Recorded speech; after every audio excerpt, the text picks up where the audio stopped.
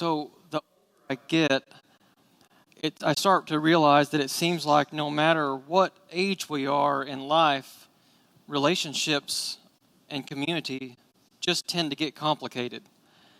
Family, friends, even people within our church can be tough to deal with sometimes. And if we're being honest, people can be a mess sometimes. And the name of this message is entitled A Beautiful Mess. And it's because we know that community can be beautiful, but we also know that people and community can be messy. And that's tough for us because I think deep down we all want to have good relationships. We all want people in our lives surrounding us that support us, that encourage us, that walk through life with us through everything. But it seems like sometimes the more time we spend with people, the harder things get. Frustration, misunderstandings, disappointment seem to pile up, and we just start to get overwhelmed by it all. So I got a glimpse of this a few weeks ago from my oldest daughter. So she had been sharing with me the events of her day. She'd had a busy day, lots of different things going on, lots of different groups of people she's engaging with. And so she's sharing all of this with me, and she gets to a place to where she's talking about how she needs help from someone. And if you're a parent, you know that sometimes your kids want advice from you, and sometimes they don't. This was one of the not advice times. I didn't read that at the time, though. So I heard what she was saying, so I suggest what seemed to be blatantly obvious to me. I said, you should just go talk to them. And her response was this. Her response was, I'm done with people. So she was done with my advice at that point. She was done interacting with people. She was just feeling that overwhelming frustration that we all feel sometimes whenever relationships and community and engaging people just don't always go our way. So if we're being honest, we all feel like this sometimes. Probably in the last week, at least once, you felt like this. Maybe even this morning sometime, you felt like this. The annoyance, the frustration, you just start to get the feeling that you absolutely know that life would be better if you didn't have to deal with other people. So it's a big deal today as we're talking about community and connection with people. When we read that prayer of Jesus for us to be one, when we're looking at it, this is the problem with that. People. People's the problem with being one. And so this is the mess of community. And so when we feel like this, when we experience this thought, we generally have two directions we can go. We can either retreat away from people saying we're done, or we can move toward people. We can move deeper into the mess, deeper into the frustration. And this is a huge question for us to evaluate today as we ask this question. The question we've been asking throughout the entire series: how do we become followers of Jesus who follow through on the things that Jesus did? Because if we're really going to be followers of Jesus, we need to ask ourselves, how did Jesus handle this people problem? How did he understand community? How did he deal with the frustration? Because when we experience it and we feel done with people, it seems like Jesus never got that way. It seemed like he was never done with people. In fact, he seemed to do the opposite. He seemed to move toward the mess. He always moved toward the mess of community, toward the problems. While we see these interactions as a mess sometimes, he saw it as something different. He saw it as an opportunity. He saw it as a necessity. And in all the problems that Jesus faced, and all the issues with people, the disagreements, the hatred, the persecution, the betrayal, eventually crucifixion, he never ran away from the mess of community. Not only did he not run from it, he worked within it. He used it. He built something good from it. It was integral to his ministry and integral to how he lived. So what we see when we look at Jesus working in community is this, that Jesus creates beauty within the mess of community. Because Jesus knows that we were designed for community. We were designed for relationships. We were designed for connections. Connections with God and connections with each other. And it's in those connections that we experience the depth of God's love and grace, and we get a glimpse of the heavenly kingdom. And that's how Jesus lived. He lived like those deep connections mattered. He lived like growth relies on the depth of these connections. So even within the messiness of community, he knew that beauty could come from them. And he knew that community, despite all its flaws, was an absolute necessity to find fulfillment in life. And what's neat is his approach to community and how he built it out actually communicates a little bit of what we learn from modern psychology. So this chart here is from a psychologist named Robert Dunbar. And he's done huge studies on relationships and friendships. And he proposes that for friendships, they're absolutely necessary for our health and happiness and general well-being in life. The quality and quantity of them impact those areas of our lives.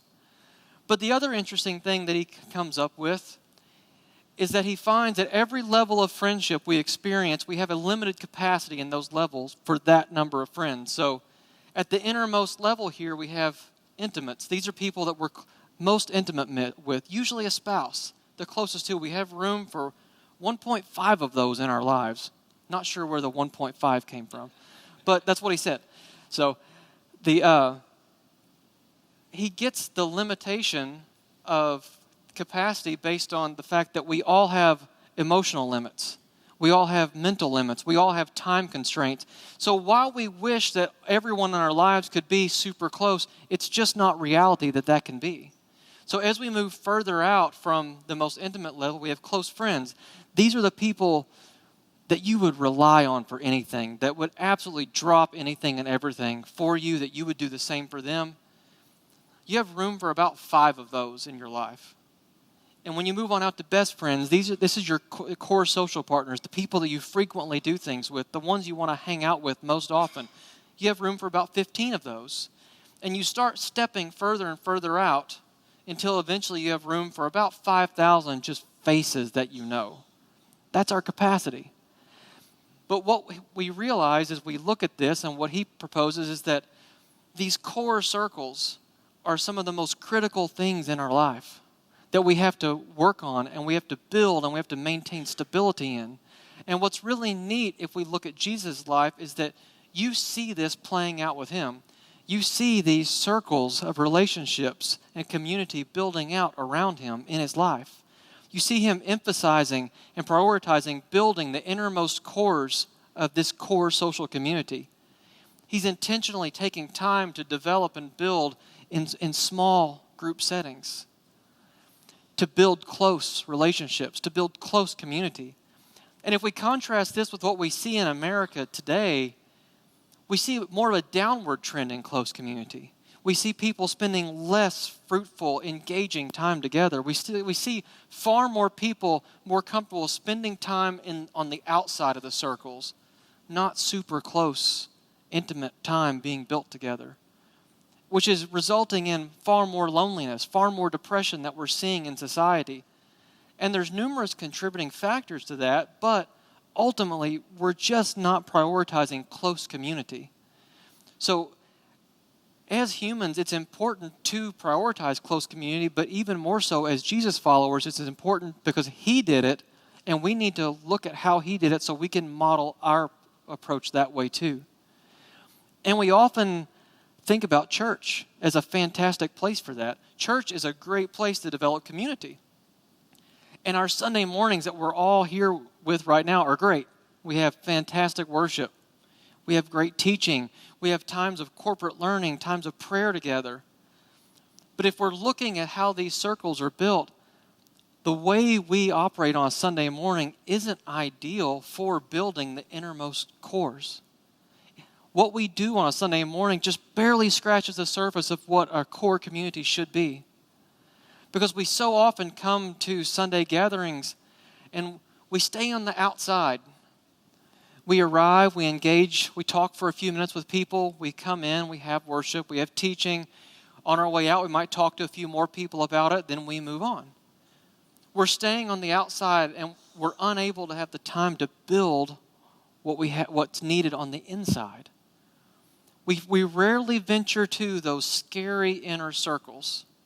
And I think the reason why is that when we talk about the mess of community, the inner circles are where we find the mess so often.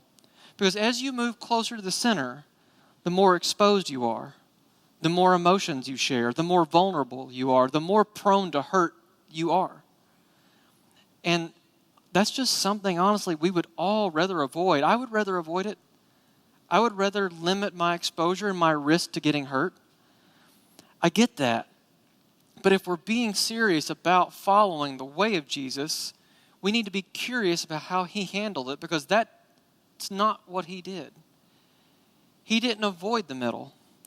And he also didn't avoid the outer circles. You see him engaging in big crowds. You see him performing miracles, doing high-level teaching to large crowds. But then you see him move toward the center. You see him experience the messes that we experience. But in the center, in those small group teachings, are where we find his deepest teachings that promoted real life change, that had the most profound impact. The teachings that shifted entire cultures were found in these small group settings with people closest to him. Because Jesus knew that real change happens through real connections. And he knew that if you only stay on the outside, you're going to miss that. You're going to miss the real connection. You're going to miss real change. So to put that in our context, Jesus' deepest teachings happened around a table instead of a stage. When he taught from a stage or a platform with a large crowd, it served as an introduction. It served more as an overview of what was going on. And he knew that introduction happened at a stage, but he knew that the real life change, the real depth, the real connection happens in a small core community. So to dig further into how Jesus operated, I want to look at a few settings where we see him engaging with his close community. And as we look at those, I want to see if there's some questions that we can learn from how he operated that we can ask ourselves so that we can grow in our community more like he does. So we're going to start with an exchange or a situation that he had in Mark chapter 3, starting in verse 31. If you have your Bibles, you can flip over there. But we see Jesus teaching here. And it says that Jesus' mothers and his brothers came, and standing outside, they sent to him and called him. And a crowd was sitting around him, and they said to him, "Your mother and your brothers are outside seeking you." So as I had said, we've got Jesus teaching here. He most likely has his core 12 disciples around him, and he's drawing attention, so more crowds are coming and gathering and surrounding, as so happened with him.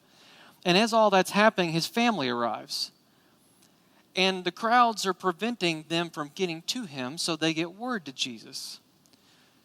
So what's Jesus' response? Jesus answers, and he says, "Who are my mother and my brothers?" And looking about at those who sat around him, he said, "Here are my mother and my brothers. For whoever does the will of God, he is my brother and sister and mother." So I don't know if it jumps out at you right away about how strange this interaction might seem. But as I was reading it, I was trying to put it in our own context to see if I could better understand what it might seem like. And I just kept thinking about when we have life groups here on a Wednesday evening. The life groups are in our old sanctuary area.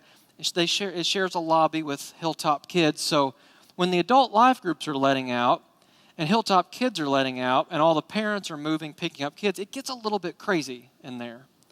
So I'm thinking about that time. I'm thinking about all the crowds, all the craziness, and I imagine, what if Pastor Greg's still in his life group? What if he's still teaching? What if he's deep in some powerful teaching with his group, and he hasn't released yet? And then I imagine Penny and his kids coming up and saying, "Well, we need to talk to Greg. I can't get there." So I go, make my way through the crowds, and I get to Greg's room, and I poke my head in, and I say, "Hey, Greg, your family's waiting out here." And then I imagine Greg, what if he said, "My family, who's my family? These people around me are my family," pointing to the people in his group. My first thought would be, I think Greg's lost his mind, because I just told him that Penny and the kids are out here, and he's confused thinking these people are actually his family. What is going on? So That's how crazy this might seem. But as crazy as that sounds for us, it would have been even crazier for the people hearing Jesus say that, because they elevated family to such a high status in their culture and such a place of honor. It almost would have seemed to the people hearing this that Jesus is dishonoring his family. So we have to ask ourselves, what exactly is he doing here? Well, the first thing we see him doing is he's redefining our concept of family. He's not dishonoring his earthly family, but he's redefining how we view family in a spiritual sense. And if we think about who he's talking about, especially the 12 core disciples around him, we all know some of these guys. We have Matthew, the tax collector, who was working for Rome, who the Jewish people often saw as a traitor.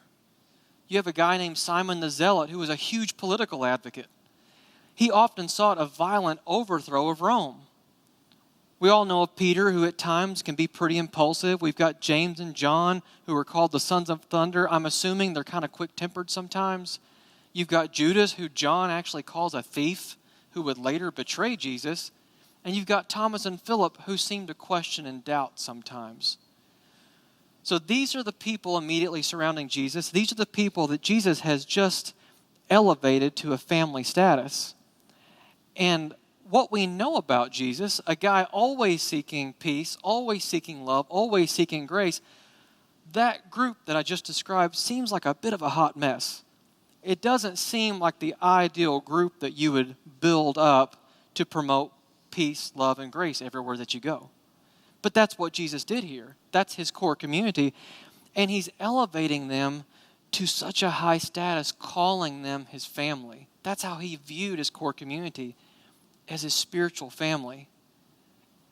And so we learn some pretty important things as we look at this, and we see that play out. One is that when we think about the mess of community and the messes that we get from people sometimes, we see that Jesus is not afraid of the mess.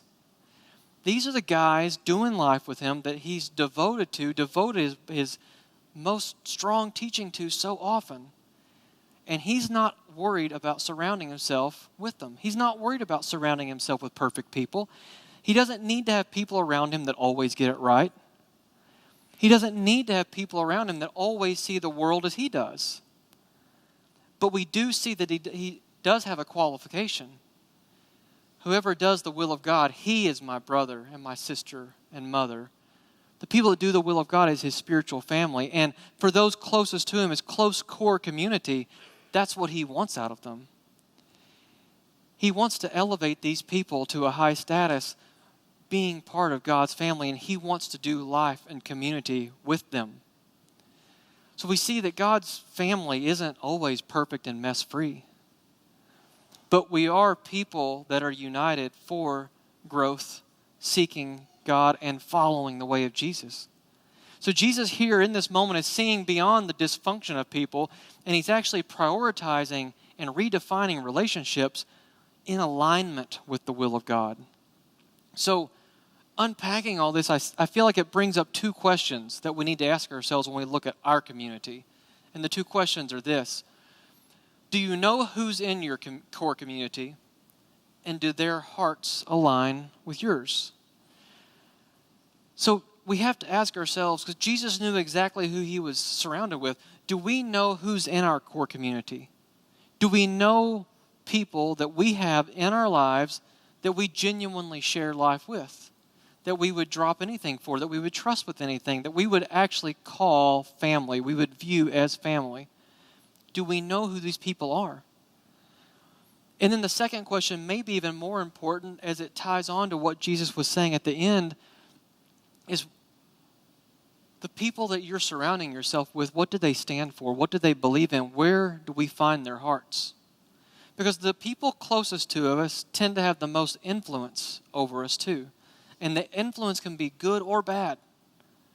So the people that we're surrounded with, do we know their values? Do we know what they stand for? If our goal is to follow Jesus and follow the way of Jesus, is that their goal too? Maybe they say it is, but does it genuinely seem like that's their goal? Do their actions reflect that? Because while the people around us, like the disciples, might seem like a hot mess, Jesus was not afraid of that mess. But he was concerned with heart, and he was concerned with motives. He was concerned with a desire to seek God. And then he elevated his community, this community around him, to family. His spiritual family with faith and belief in God, aligned with a common will. And in this way, we start to see how intentional Jesus is about building community, about how he develops it, about how he ministers in small group settings around tables. And this is what we see from him over and over again. Increased connection with small groups. Again, he didn't avoid the big groups, but he knew that the real discipleship, the genuine connection, the true growth of a believer is influenced from a stage, but it happens around a table. He communicated teachings at the large, big audience levels, but he cultivated real growth and real change at a small group level. And so as we look at how he operates around a table and then how he engages and deals with some of the messes that happen around it, there's numerous narratives that we can look at in Scripture that portray that. But I want to take a look at one. And this one will be familiar to you because we based our teaching on it last week too. It's in Luke chapter 22 if you want to follow along. And so again, it should be familiar to you because we covered it last week. But this is talking about what we typically call the Last Supper. And last week we looked at it from the perspective of serving. But this week I want to look at it from a perspective of community and dealing with the mess around the table. So if you remember from last week, this is a time of Jewish Passover. And so we read that, and when the hour came, he reclined at table, and the apostles with him. So Jesus here is at the table, again surrounded with his closest followers. And he said to them, I have earnestly desired to eat this Passover with you before I suffer. For I tell you, I will not eat it until it is fulfilled in the kingdom of God. So if you remember what we're talking about with Passover, Jesus is celebrating an important meal. It's something that's been observed by the Jewish people, remembering and marking a time of their exodus from Egypt. So if you want a full explanation of it, I encourage you to tune back to last week's message because Pastor Preston gave a great explanation. But what we see here as they're observing this is that Jesus earnestly desired to eat this Passover with those closest to him. This is something he was longing for. He wanted to share this last Passover time with his core community. And so what do we see from his core community? Was the feeling mutual? Were they having a great time of fellowship, of bonding, of unity with one another? Just having an incredible small group time, remembering all the times they'd had together, supporting each other, supporting Jesus as their friend, as their rabbi, as their teacher. Let's see if you remember the scene from last week.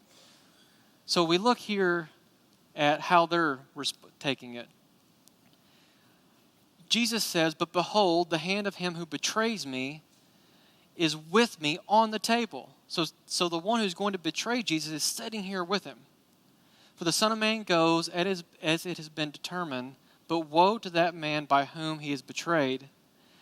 So while Jesus sees that one of his close people are going to betray him, then a few others start to talk amongst themselves. They began to question one another. Which of them could it be who was going to do this?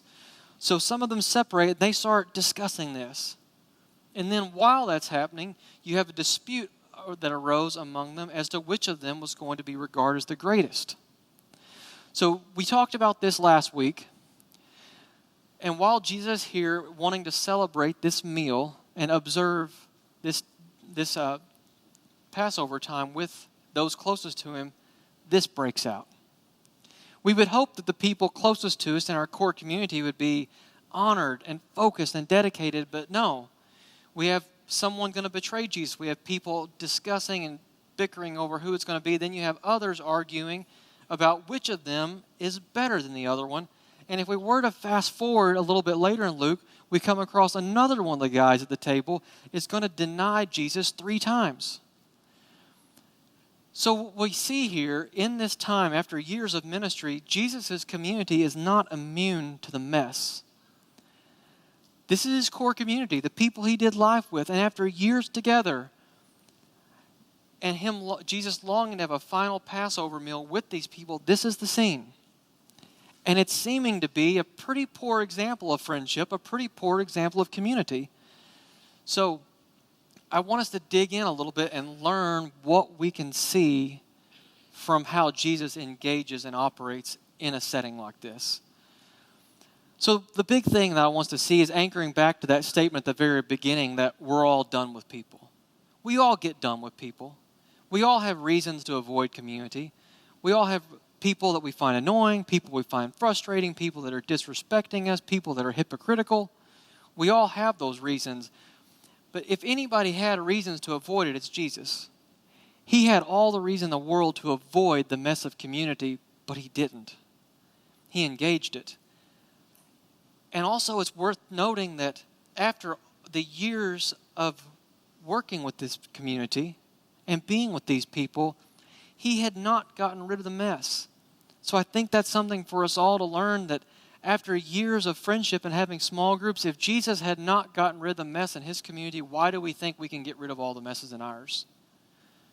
We're going to have them. We're going to experience them, but we can't run from them.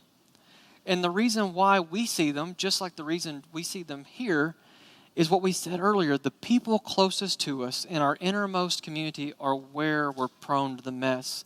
These people are the ones that we're the most raw with. They're the ones we're most unfiltered with. They're the ones we take out our frustrations on. They're the ones we take for granted. These close relationships are the ones where the mess rears its head so often. So for us, if we're looking at stability and we're looking on focusing on building these, we have to be very aware of this and pay special attention to our closest relationships, those innermost cores, because they're often at risk. Because Jesus, we see strengthening his core and working outward. And when we work outward, we see that the strength in every community we have is only as strong as the innermost core. And then every layer we build out has to be strengthened from that, center out. So if our closest relationships aren't healthy, everything else is going to struggle. And this is especially true in marriage. So we have to prioritize marriage over all other connections. And if you're not married, whatever that closest, innermost relationship is for you, it's going to set the tone for every other layer that you build out from. So just as we see Jesus constantly showing patience, love, and grace to those he's around, we have to show that same love and grace to those closest to us. We really need to show it to everybody. But we have to take special attention to caring for those close to us, to bringing strength and stability to all those relationships. And that's how we see Jesus move toward the mess, solidifying through his love and grace, fixing and keeping things from blowing apart. Because that core community is a core part of ministry. Jesus ministers here. He ministers to these people. So for us, our marriage is a ministry. Our closest friendships are ministry. So Jesus ran toward the mess, not because he liked the mess, but because the mess is where the ministry was needed the most to build the most fundamental strength and stability for community. And even when Jesus faced the absolute worst, he didn't cut people off. As we see in this passage, he leaned in and he served them. Because he saw an importance to community. He saw what community represented. He saw what it was building. And he gives us a glimpse of that as he moves on in verse 28. Jesus says, "You are those who have stayed with me in my trials, and I assign to you, as my Father assigned to me, a kingdom, that you may eat and drink at my table in my kingdom and sit on thrones judging the 12 tribes of Israel." So when Jesus is looking at community, when he's talking here, he's looking forward to a time when he will return, when he will bring restoration to all of creation, when all things will be restored to himself, and he will be reigning as king. And you see what the picture is. The picture is a meal around a table with his community. So when we look at community now, when we look at community as we experience community on earth, it can really be a glimpse. It can really be a picture of heaven. It can be a picture of heaven on earth, a glimpse of what community is supposed to bring. And then Jesus also says here, you are those who have stayed with me in my trials. This is what community is for. Jesus knew all of the people close to him had issues, but Jesus had hard times too, and he had people that stood by him through it. So a lot of these hard times in life, these trials of life that we so often want to avoid, they're actually where we need community the most. Because life's trials will crush you if you don't have someone to stand with you in them. Godly people to walk with you, to direct you, to help keep paths straight, to lift you up when you're down. These are the people we need. The trials of life is where we need community the most. So, as we did before in the last passage, I want to take a look at a couple of questions that I think that we can get from the way Jesus operated here, that we can ask ourselves about how we're doing community. And the questions are these things. Are you intentionally developing your core community? And are you sharing all of life with your core community? So when we think about intentionally developing core community, those closest to us, the strongest bonds, it's not going to happen on its own. It takes work. It takes intentionality. That's what we see Jesus doing time and time again, investing into people, speaking into them, teaching them, building those relationships. But when we look at it for us, we have to be willing to do that. We have to be willing to be open. We have to be willing to be vulnerable. And not only do we have to let people into our lives, we have to let people into our messes. We have messes too. Everyone does. And so often we want to hide them, but to have a close-knit community, we need to be open with one another and let each other speak in and help through those ups and downs. So if we remember back to Dunbar's friendship circles that we saw, in his book he talks about the time it takes for just an acquaintance to come to the level of a close friend. He estimates that it would take roughly 200 hours spread out over at least 3 months. That's at least 3 months investing a meaningful, fruitful 2 hours a day into a relationship. And then he says for some of the highest levels of closeness that we already have, just to maintain that level, that high level, it takes roughly an investment of 5 to 10 hours per week. That's intentional development of core community. I think that's what we see Jesus doing. But if we think about that, the multiple hours a day invested into people and into relationships, invested into developing community, invested into our marriage, invested into close friends, we have to ask, are we really doing that? Are we spending that much intentional time building our core? Honestly, when I read it, I realized that I wasn't. I am way short of that. So I'm not only not taking the time to build more, I'm also not maintaining what I already have. And if we're going to be intentional about developing core community, we have to be serious about the time that we invest into the relationships with people. And I think that we all genuinely have reasons for not doing that. The messes of life always get in the way. We're too busy. We're afraid of being misunderstood. We've been hurt before. We don't want to get into that again. And so many of them are real concerns and do have to be taken seriously. But we also have to take them honestly and make sure that we're not running from the messes, but actually doing what Jesus did, moving toward them in safe ways to build community. Because it's in these areas that we see community operate. And that's where we see flip back. That's where we see the sharing of all of life with the community. That's what we see Jesus do. When we're investing that time, the intentional development, we're really spending life with people. We're really open. And then when we start doing that, it's in those areas, those rough, messy areas that we see that we need community the most. And that's where we see that the next slide, the mess is where Jesus' community works and grows best. See, it's in those messes of life that community works for us. We have people with us through the trials, but we also find growth. We find growth as followers of Jesus, growth as Christians. And that's really the beauty of community and the church.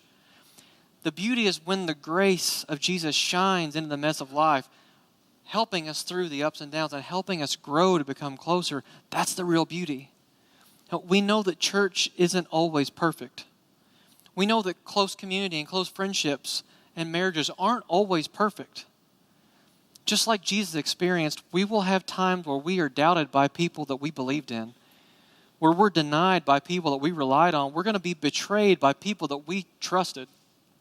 But it's in those moments, if we have this solid community around us, if we built our community well, that we'll have people to stand with us through the trials. Just as Judas betrayed Jesus, he wasn't immune to it. One of Jesus' closest followers betrayed him, but he still had a community around him to give him the support that he needed to continue walking through life. So take a minute to imagine what that could look like, what that could be. If we had a church where no one ever feels alone, no one ever walks alone. If we had a church where every friendship that you have, those closest friendships, they're not superficial, but they're deep. And every marriage that we have is meaningful and healthy and thriving. Where every community, every small group, every life group, everything that we experience here as groups, all of our communities are genuine glimpses of heaven on earth. It sounds like a far-fetched dream, but that's what Jesus is inviting us to. That's what he is inviting us to create. One small group setting, one friendship, one table, one meal at a time. He's inviting us to create this community. So I want to take a couple minutes to show you one practical example of this in action. I mentioned life groups earlier. Those are groups we have on Sunday mornings and Wednesday nights that are Bible study groups, topical application groups, sometimes short, sometimes long in weeks of runtime. But we're also wanting to do what we call community groups. And those are groups that do similar things, but they're more intentional on building what we've talked about today. More intentional about people doing life together, developing close relationships with one another, growing together. Through all the ups and downs of life, they support each other through them. And so as we've talked about this within our leadership team, we had ideas about the best way to do it. We had one of our staff members that wanted to try it with some of his close friends. And they've invited other people in, and they've developed a pretty cool group. And they wanted to share a video with you guys about what this group looks like and what it's meant for them. So I want to share that with you now.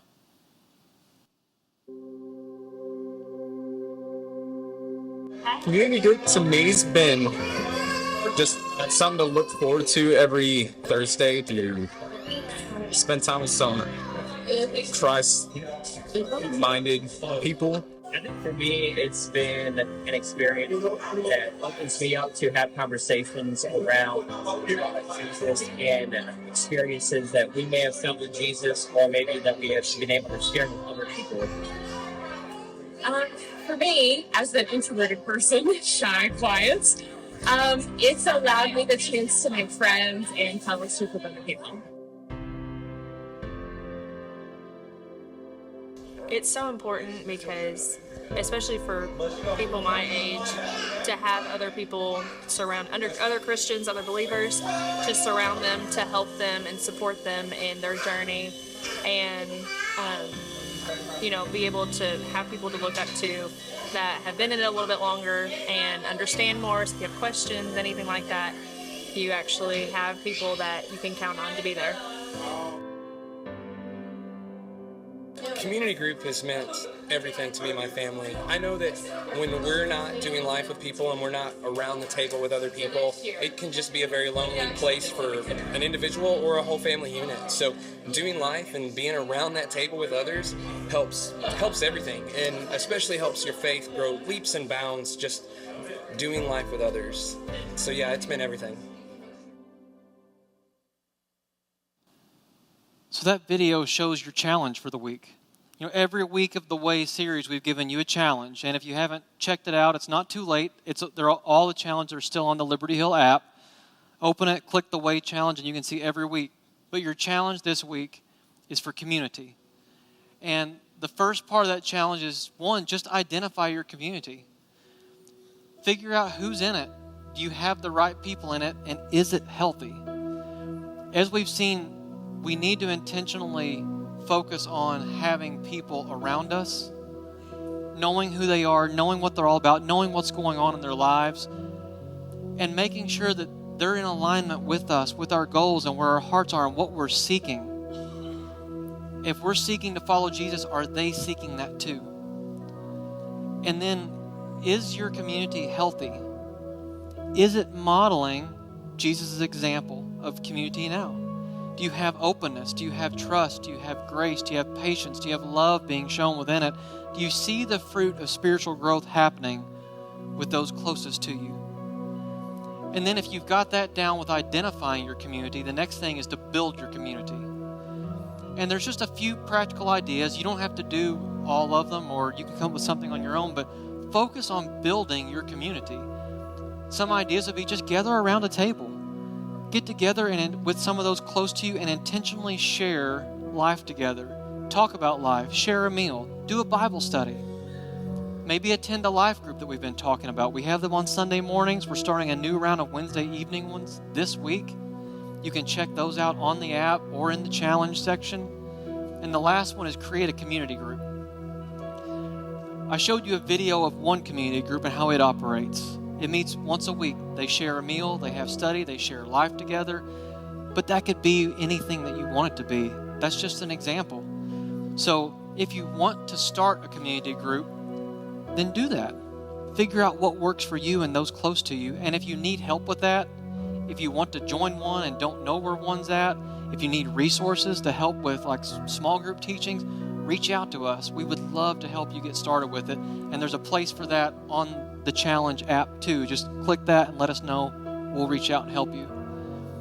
But I think the biggest thing when we keep talking about the way of Jesus, the way he taught community, the way he lived, and him being the anchor of all things we do, that has to be the first question we all ask today is where are we at individually and personally in our walk with him?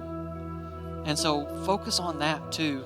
And if you're in a place to where you're hearing all this and community sounds great and you want to be a part of it and all this love, grace, patience stuff that Jesus talks about is what you want in your life and you just don't have it and you realize now that you've been missing him all this time, you can start your journey with him today. You can come forward and talk to any of us that are up on stage, on staff. We'll have people from our prayer team over to my left who would love to talk to you. And if you're watching this later online, shoot us a message. We would love to talk to you about what it means to be a follower of Jesus. You can start that journey right now or any time you're ready. So I'm going to pray for us now and pray for this time of community and this walk with Jesus, and then we're going to share a time of worship together. So if you would, join me in prayer. Heavenly Father, I once again thank you for the love of Christ, the sacrifice of Christ, all that he did for us so that we could actually experience unity with each other and with you. That by his sacrifice we can become one with him. We can be made righteous in your eyes through him. And in him, along with all other believers, we can find unity together as one, and we can be unified with you.